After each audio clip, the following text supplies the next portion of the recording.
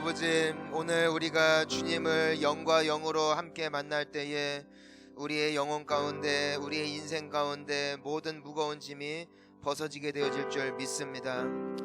하나님, 우리가 하나님의 약속을 통하여 분명히 알 수 있는 것은 내가 무겁다 생각하고 있는 모든 인생의 짐을 이미 주님께서 친히 주신 줄 믿습니다.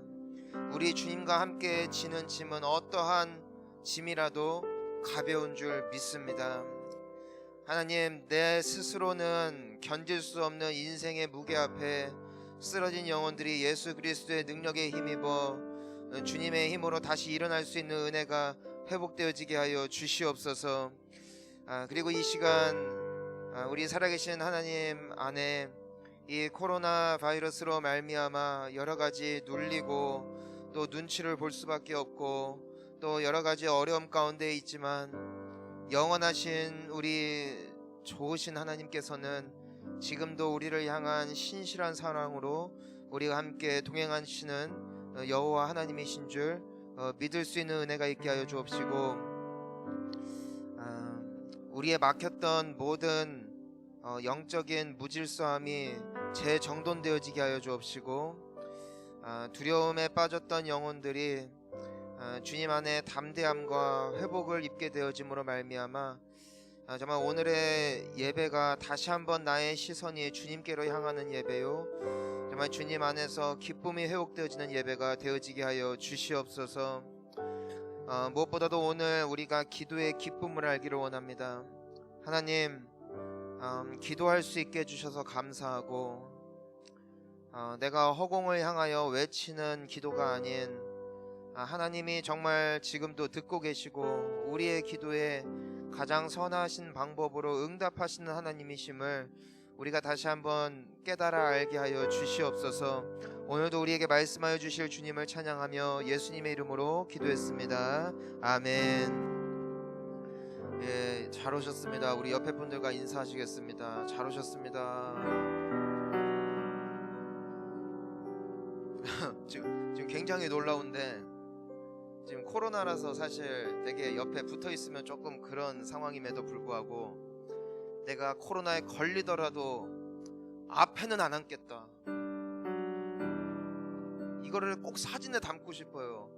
어떻게 이렇게 몰려 앉아 있죠? 안 무서우세요? 정말 옆에 분들을 믿는 거예요? 좀 흩어져서 앉으면 참 좋겠는데 되게 자리에 많잖아요. 우리 교회 700석인데 정말 그래야만 했나요? 좀 일어나셔서 조금만 자리를 정돈해 볼까요?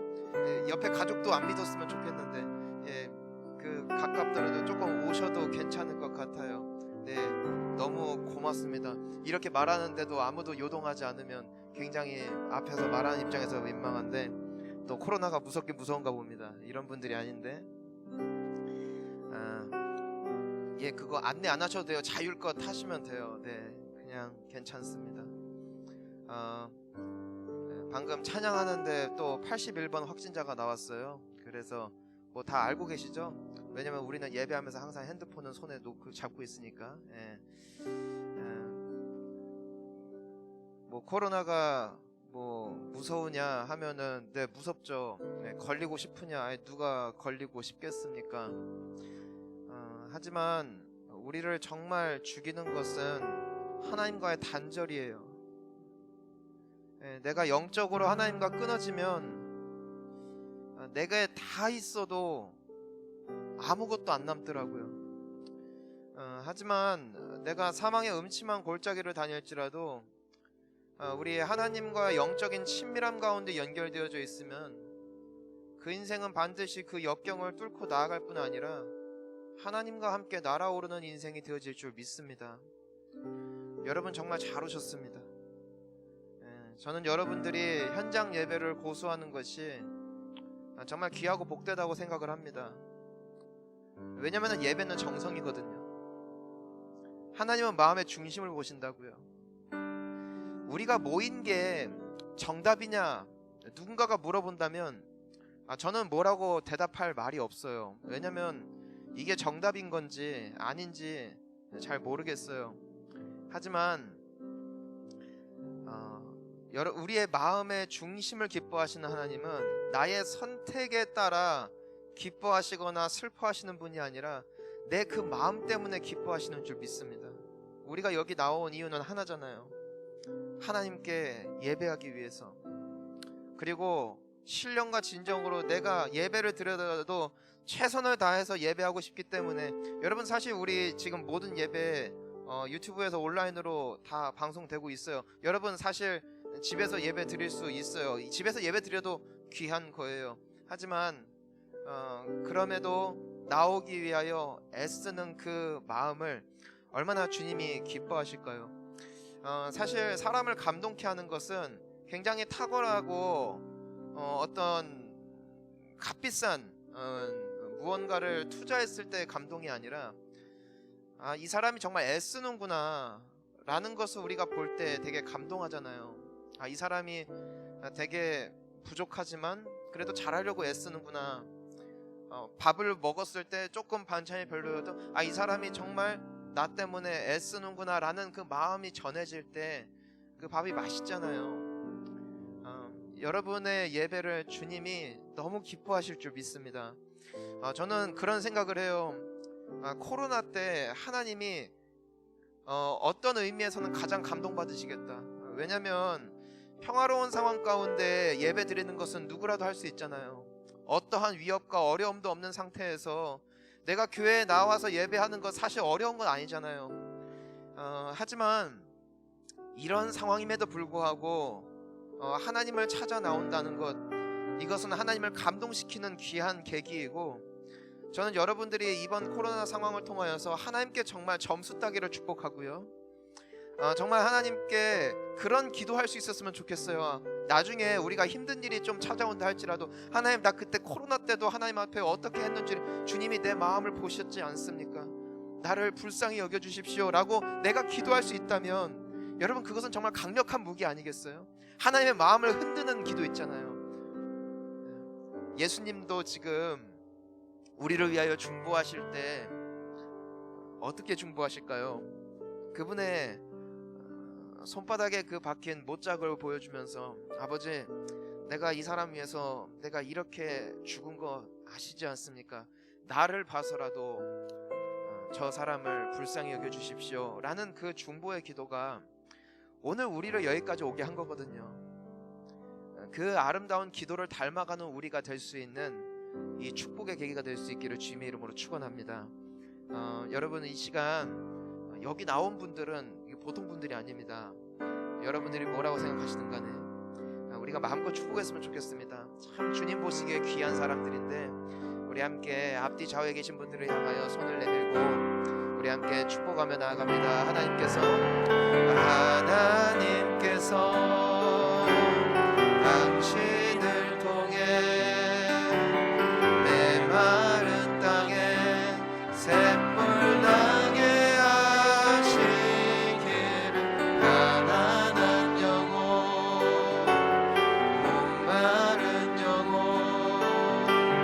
당신을 통해 주 사랑 알길 원하네. 우리 가슴에 손을 얹고 찬양합니다. 하나님께서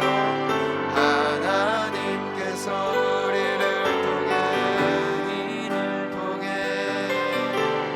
메마른 땅에 샘물 나게 하시길, 가난한 영혼,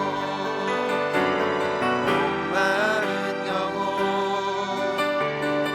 우리를 통해 주 사랑 알길 원하네. 우리 함께 영광의 박수 올려드리겠습니다.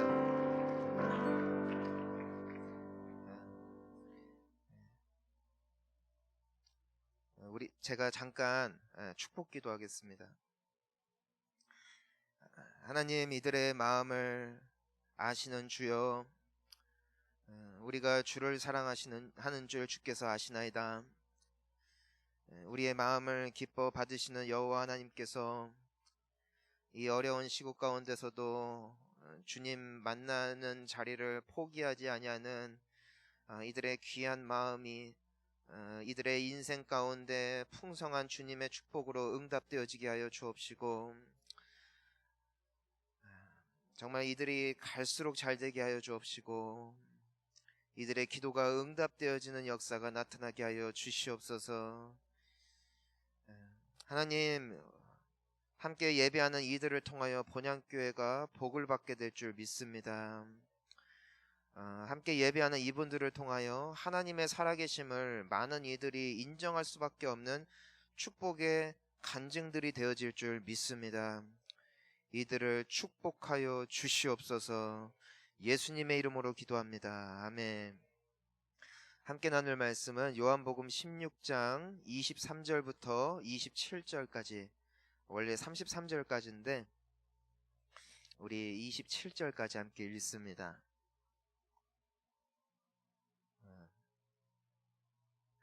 우리 함께 읽습니다. 시작. 그날에는 너희가 아무것도 내게 묻지 아니하리라. 내가 진실로 진실로 너희에게 이르노니 너희가 무엇이든지 아버지께 구하는 것을 내 이름으로 주시리라. 지금까지는 너희가 내 아무것도 구하지 아니하였으나 구하라 그리하면 받으리니 너희 기쁨이 충만하리라. 이것을 너희 알렸거니와 때가 이르면 다시는 비유로 너희에게 이르지 않고 아버지에 대한 것을 밝히 이르리라. 그날에 너희가 내 이름으로 구할 것이요 내가 너희를 위하여 아버지께 구하겠다 하는 말이 아니니 이는 너희가 나를 사랑하고 또 내가 하나님께로부터 온 줄 믿었으므로 아버지께서 친히 너희를 사랑하심이라. 아멘. 오늘 우리가 함께 이 기도, 우리가 기도를 하지만 기도를 제대로 알아야 우리가 기도의 응답을 누리게 되어지고 기쁨이 충만해집니다. 신앙은 막 하는 게 아니에요. 신앙에는 원리가 있다는 것이죠. 내가 아무리 정성을 쏟는다 할지라도 하나님께서 기뻐하시지 않는 방법으로 나의 정성을 쏟을 때에 나의 정성이 오히려 나에게 저주가 됩니다. 하지만 나에게 그러한 마음은 좀 부족하고 또한 나의 행실이 남들과 비교해 보았을 때 열심히 부족하다 할지라도 하나님께서 말씀하시는 방향과 내가 나아가는 신앙의 방향이 함께 맞아 떨어질 때 그때 우리의 인생 가운데 응답이 있는 거예요. 저는 여러분들이 하나님을 알게 되어지시기를 주님의 이름으로 축원합니다. 그리고 여러분들의 기도가 하나님께 상달되어지는 기도가 되어지기를 주님의 이름으로 축원하는 것입니다. 왜냐하면 기도는 많이 한다고 응답되는 게 아니기 때문이에요.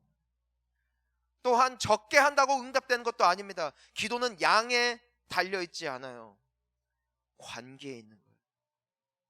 왜냐하면 내가 기도하는 대상이 하나님이시기 때문에. 우리에게 가장 중요한 게 무엇이냐면은 하나님과의 관계예요. 우리가 살면서 얼굴을 알고 이름을 안다고 하여서 그 관계가 건강한 관계라고 볼 수는 없습니다. 저와 아내가 이렇게 관계가 있는데 좋은 관계일 때는 무슨 말을 해도 그 말이 응답이 됩니다. 예스로. 그런데 조금 그 관계가 어그러져 있으면 가장 먼저 회복돼야 되는 게 뭐냐면은 강요가 아니에요. 더 요구하는 게 아니라고요. 화해예요. 화해해야 그 관계가 풀리고 관계가 풀려야 서로 간의 소통이 원만하고 원활하게 되어질 뿐 아니라 그 요구가 들어지는 것이죠. 여러분, 우리에게 정말 필요한 게 뭔 줄 아세요? 하나님과의 화평이에요. 내가 아무리 기도하고 눈물 흘린다 할지라도 그분과의 관계가 틀어져 있으면 그 기도는 절대로 그분의 앞에 상달되지 않습니다. 때문에 오늘 예수님께서 기도의 원리 첫 번째, 우리 함께 23절 말씀을 읽어보겠습니다. 시작. 그날에는 너희가 아무것도 내게 묻지 아니하리라. 내가 진실로 진실로 너희에게 이르노니 너희가 무엇이든지 아버지께 구하는 것을 내 이름으로 주시리라. 자, 이 말씀을 잘 보세요. 너희가 무엇이든지 아버지께 구하는 것을 그냥 주신다가 아니라 무엇이라 말씀하시냐면은 내 이름으로 주시리라. 이 말씀을 누가 하세요? 예수께서 하셨단 말이에요.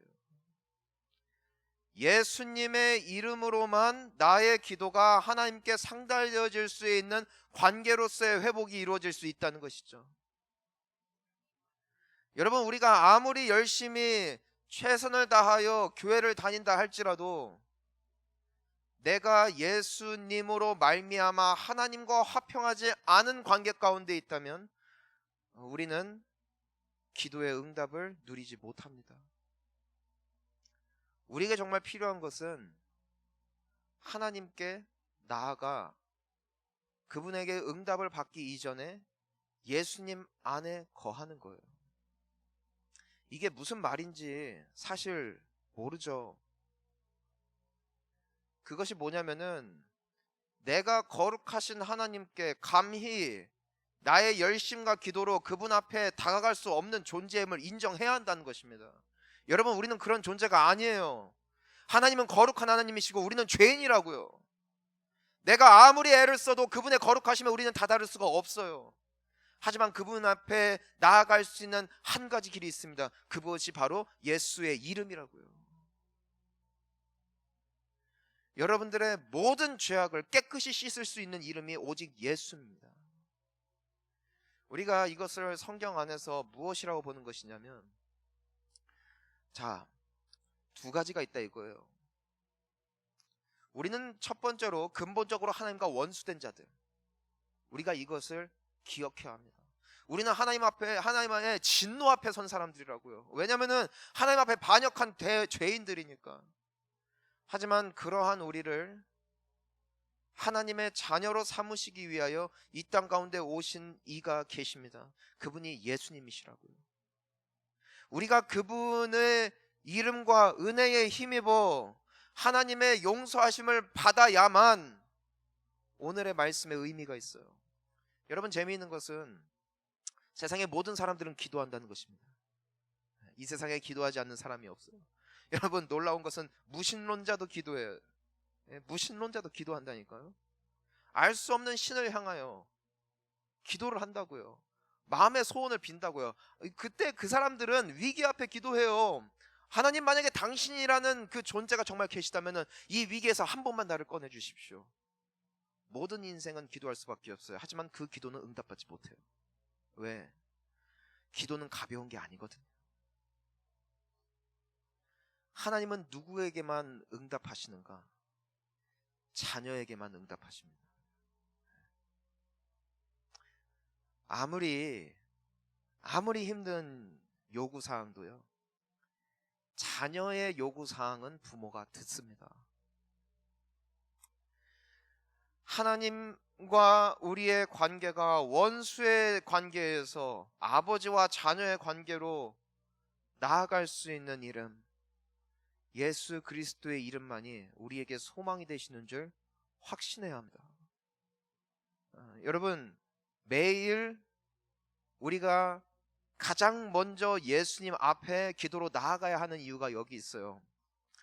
어떤 분들은요, 회개 기도를 안 해요. 왜냐면 난 예수님 믿으니까, 난 하나님의 자녀니까. 아니에요. 우리는 매일 회개해야 합니다. 왜냐면은 예수님께서 말씀하셨어요. 발을 닦으시며 말씀하시잖아요. 베드로가 내 발 닦으실 필요 없다고. 그러니까 예수님이 뭐라고 말씀하세요? 내가 만약에 지금 너의 발을 닦지 않는다면 너와 나와 상관이 없다. 상관이 없다. 그리고 또 뭐라고 말씀하세요? 너희들의 몸은 깨끗하게 씻어졌지만 너희들의 발은 아니다. 그들의 발은 매일 더러워지는 것이죠. 왜냐하면 비포장도로에 모든 오물이 사방에 있고 당시 사람들은 오늘처럼 우리가 신는 운동화를 신는 문화가 아니라 샌들을 신고 다니거나 맨발로 다니는 문화이기 때문에 그들의 발은 항상 더러운 거예요. 집에 들어올 때 발을 씻지 아니하면은 그 집에는 온갖 오물 냄새로 가득할 수밖에 없었던 것이 당시의 환경이었다는 것이죠. 우리는 예수 그리스도를 나의 구원자로 믿는 순간 이미 하나님의 자녀가 되어진 줄 믿습니다. 하지만 우리의 행실은 항상 그분 앞에 나아가 깨끗이 씻음을 받아야만 하나님의 거룩하신 보좌 앞에 나아갈 때에 우리는 정결한 모습으로 나아갈 수 있다는 것이죠. 우리에게 가장 필요한 건 회개예요. 기도에 회개 없는 기도는 응답받을 수가 없어요. 기억하세요. 때문에 모든 기도의 시작은 회개예요. 예수님께 가장 먼저 나아가 나의 죄를 아뢰고 나의 죄를 고백할 때 그분이 나의 모든 죄악으로부터 깨끗하게 하실 것임을 내가 믿고 그 응답 받고 하나님 앞에 기도할 때 응답이에요. 하나님은 미쁘시사 우리가 회개할 때 우리의 모든 죄를 깨끗하게 씻어주시는 은혜로운 하나님이심을 기억하십시오. 내가 막 애통하고 몸부림치고 매일매일 그렇게 기도해야 한다면은 여러분 그럼 저부터 못해요. 그게 아니에요. 나는 죄인입니다. 그럼에도 나는 예수님 안에 있는 줄 믿습니다. 하나님 나의 죄를 용서해 주시고 나의 모든 더러운 것으로부터 이 시간 나를 예수의 보혈로 정결하게 씻어 주시옵소서. 여러분 그 기도예요. 이 믿음의 기도가 여러분들의 영혼을 정결케 하는 것이고 하나님으로부터 응답받을 만한 기도자의 모습으로 온전케 되어진다는 것이죠. 여러분 죄인임을 잊지 마십시오. 회개하십시오. 매일 기도 앞에 하나님 앞에 참회함으로 나아가 그분 앞에 정결함을 받는 응답받는 기도자 되시기를 주님의 이름으로 축원합니다. 자, 우리가 이러한 컨디션이 되어졌을 때에 비로소 우리가 기대할 수 있는 기도의 방향이 있습니다. 우리 함께 24절을 함께 읽습니다. 시작. 지금까지는 너희가 내 이름으로 아무것도 구하지 아니하였으나 구하라 그리하면 받으리니 너희 기쁨이 충만하리라. 여러분 이 말씀이 믿어지십니까? 안 믿어져야 정상인데 뭐라고 말씀하세요? 너희들이 구하면 뭐라고 돼 있어요? 받을 것이다. 우리 신앙생활 하루 이틀 한 건 아니죠? 기도 하루 이틀 한 건 아니에요. 그렇죠? 그동안 구한 거 다 받으셨습니까? 그동안 하나님께 올려드렸던 기도대로 여러분들의 인생 가운데 펼쳐졌냐고요? 아니잖아요. 오늘 예수님이 이 하시는 말씀이 진리의 말씀이라면, 정말 약속의 말씀이라면 우리가 기도에 대하여 기대할 방향이 무엇일까? 여러분 첫째, 하나님과 나는 주인과 종의 관계가 아니라 아버지와 자녀의 관계임을 먼저 기억해야 합니다. 하나님은 그리고 어떤 저편에 있는 아주 신비로운 영적인 존재, 내가 빌고 또 빌면은 나의 기도대로 응답하시고 나의 정성, 지극정성을 보시고 응답을 할지 응답을 하지 말지 정하시는 분이 아니라 그분은 인격이시다. 인간과 하나님의 유일한 공통점, 그건 우리에게 인격이 있듯 하나님께 인격이 있다는 것이고 우리에게 감정이 있듯 하나님께 감정이 있다는 거예요. 우리는 불완전할 뿐이고 하나님은 완전하실 뿐이죠. 그래서 하나님과 우리의 관계를 먼저 봐야 우리가 회개로 나아갈 수 있다고 말씀드렸고, 하나님과의 그 얽힌 실타래를 풀 때에 그분과 이제는 마음을 연 기도가 회복되어지는 것인데, 자, 하나님은 내가 요구하는 대로 주시는 바보가 아니란. 어린아이를 볼 때 아이들이 겪게 되어지는 이 두 가지의 그 딜레마가 있어요. 그게 뭐냐면 평소에는 다 해주다가도 어떤 때는 안 해주는 게 있단 말이에요. 이 부모가 언제는 응석을 부리고 내가 원하고 사달라는 거 다 사주는 것 같은데 언제 보면은 또 철통방어 같아. 그 막 떼를 쓰고 막 울고 발악을 하죠. 안 준다고. 왜 다 해주면서 이건 안 해주냐고. 이게 아이들의 특징입니다. 하지만 이것이 부모의 딜레마죠. 이 아이를 사랑한단 말이에요. 정말 해주고 싶단 말이에요. 더 좋은 걸 해주고 싶은데 난 아는 거예요. 이걸 지금 주면 안 되는 것을. 예전에도 말씀드렸지만 제가 고등학교 때 오토바이를 탈 때 친구들 간에 그런 소문이 돌았습니다. 야, 쟤네 아빠가 오토바이 사줬대. 그럼 쟤는 친자식이 아닐 것이다. 아니, 왜냐면 그냥 죽으라는 거거든. 나가 죽으라는 거예요. 제 친구들 중에 어느 누구도 부모님의 그 윤허 아래 이 오토바이를 타는 친구들은 한 번도 못 봤고, 때문에 저는 부모님이 항상 깊이 잠든 새벽 2시경 친구의 호출을 받고 뛰쳐나가 새벽 기도로 일어나실 새벽 4시 반까지 광란의 질주를 한 후 집에 돌아와 언제 그랬냐는 듯이 평안히 잠들곤 했단 말이죠. 이분들이 알았겠어요? 알았으면 제가 살아 있겠어요?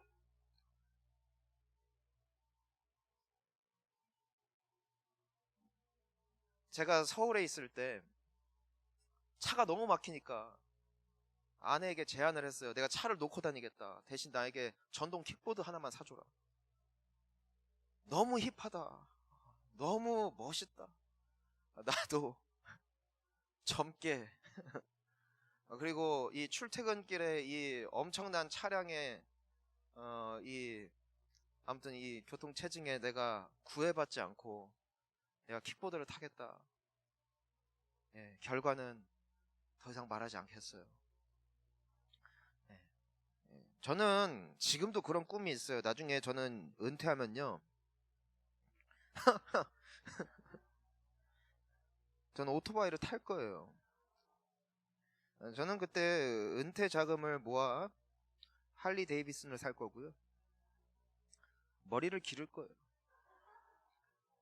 그리고 가죽 자켓을 입고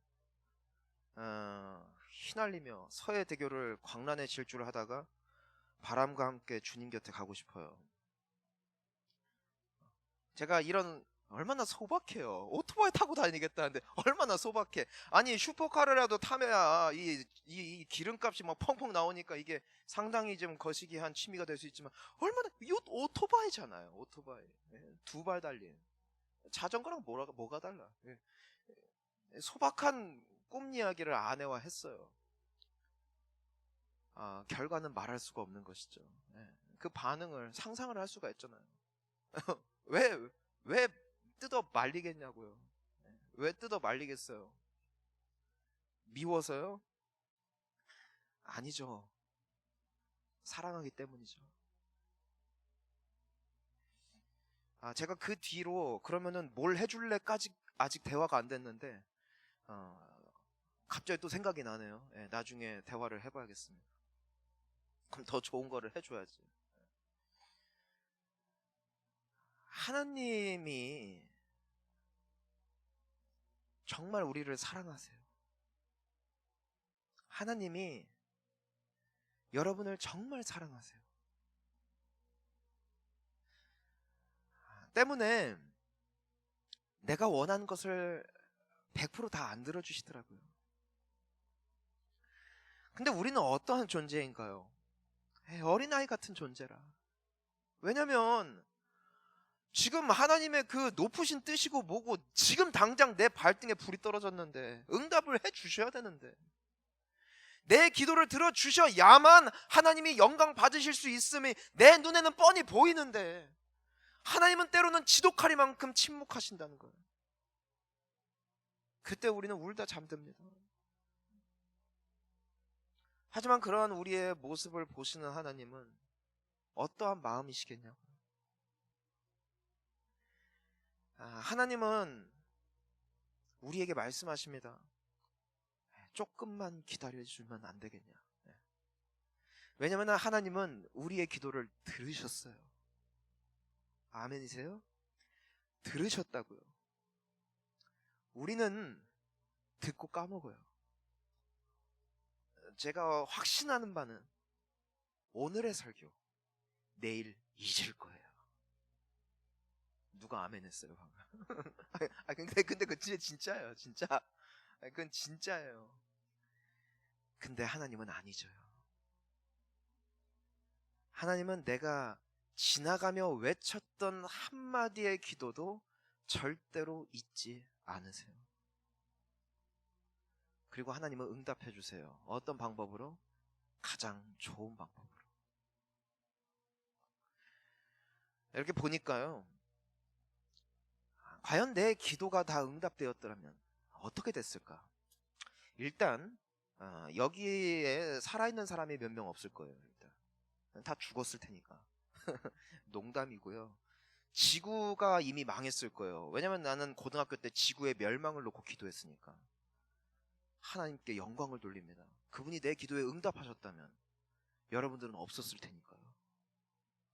자, 하나님께서 그때 뭐라고 응답하셨을까요? 어이 이보게 워이 워이.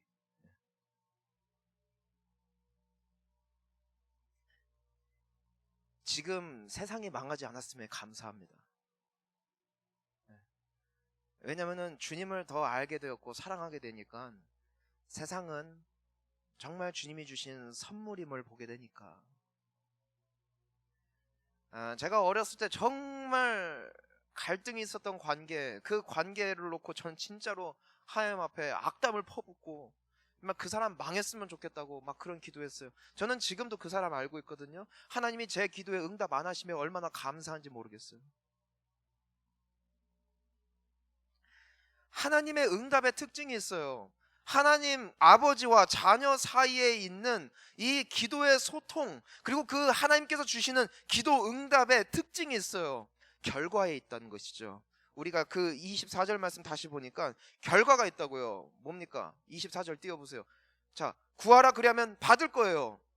그리고 그 결과가 뭐예요? 너희의 뭐가? 기쁨이 충만하리라.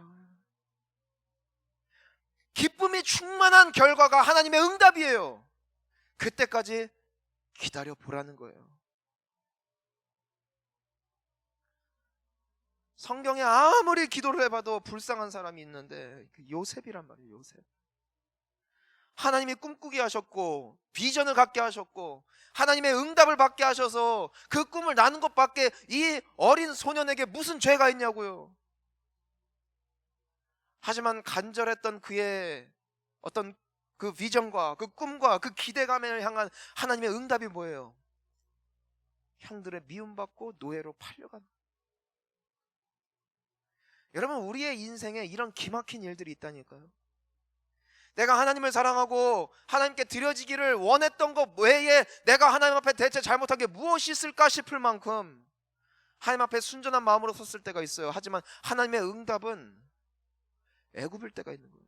그때는 피를 말리고 내 믿음의 신앙의 근간이 흔들리고 기도가 끊어져요. 왜? 말이 안 되잖아요. 요셉이 그럼에도 하나님을 포기하지 않거든요. 그가 노예로서 팔려가서도 정말 하나님 사랑하는 마음으로 최선을 다했어요. 그때 유혹이 찾아오잖아요. 그의 주인의 아내가 성적으로 유혹을 할 때 이 요셉이 뭐라고 고백하냐고요. 내가 어떻게 살아계신 하나님 앞에 내가 죄를 짓겠습니까? 하고는 그 출세의 기회를 마다하고 옷을 벗어 던지고 도망간단 말이에요. 하나님이 정말 우리가 이해하고 있는 하나님이라면, 응답하시는 하나님이라면 하나님이 그 요셉을 더 높이셔야죠. 하지만 그는 어떻게 돼요? 그 모함을 받고 감옥에 갇힌다고요. 어느 누가 그의 인생을 바라보며 복되다 말할까? 어느 누가 그를 보며 하나님은 정말 믿을 만한 분이라고, 기도는 할 만한 것이라고 말을 할 수가 있었을까? 없는 거예요. 어느 누구도. 여러분, 절대로 기도와 이 신앙과 하나님이란 존재를 내가 절대로 쉽게 해석하면 안 된다고요. 이게 내 현실이기 때문이죠. 이것이 우리가 가지고 있는 이 믿음이라는 것, 이 기도라는 것의 딜레마이기 때문이죠. 하지만 우리가 알고 있는 분명한 결과가 있죠. 하나님이 그를 높이셨다는 거예요.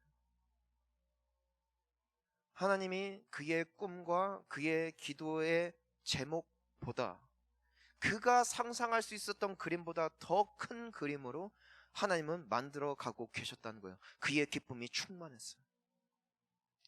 요셉이 그 아버지와 양치는 함께 목축업이 주 업무인, 주 직장인, 그리고 어려서부터 그걸 보고 자란 요셉이 아무리 꿈을 꿔봐야 무슨 꿈을 꿨겠어요. 끽해야 족장이죠.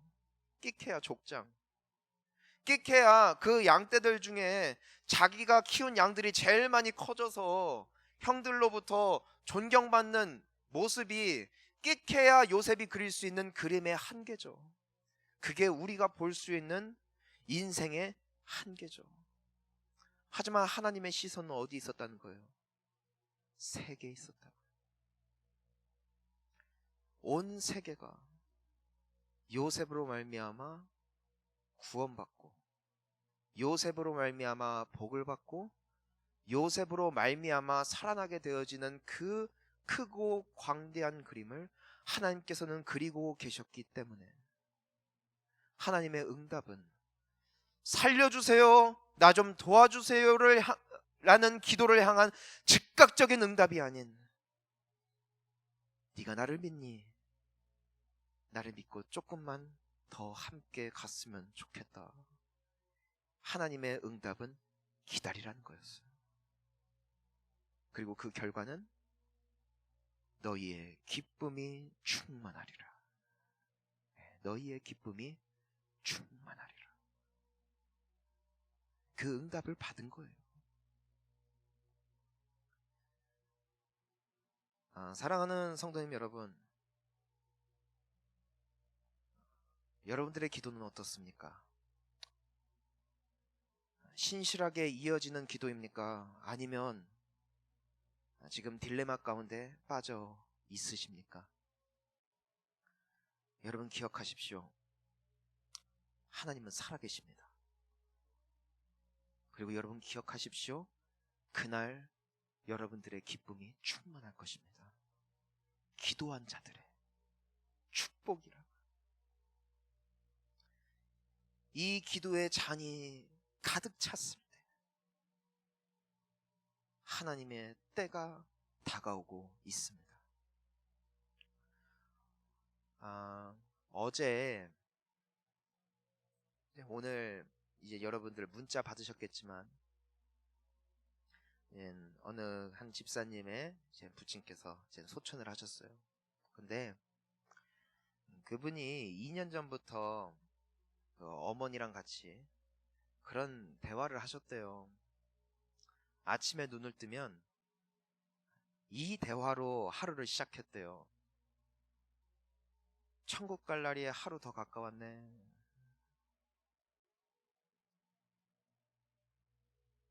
아름답죠. 하지만 살아있는 우리에게는 이러한 고백이 있어야 될 것 같아요. 우리가 아침에 눈을 뜨고 기도할 때 응답받을 날이 하루 더 가까웠네.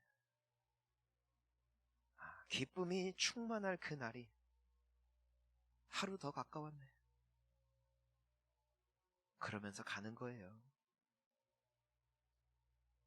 놀라우신 주님의 은총을 누리는 우리 귀한 모든 주님의 자녀들 되시기를 주님의 이름으로 축원합니다. 함께 기도하시겠습니다.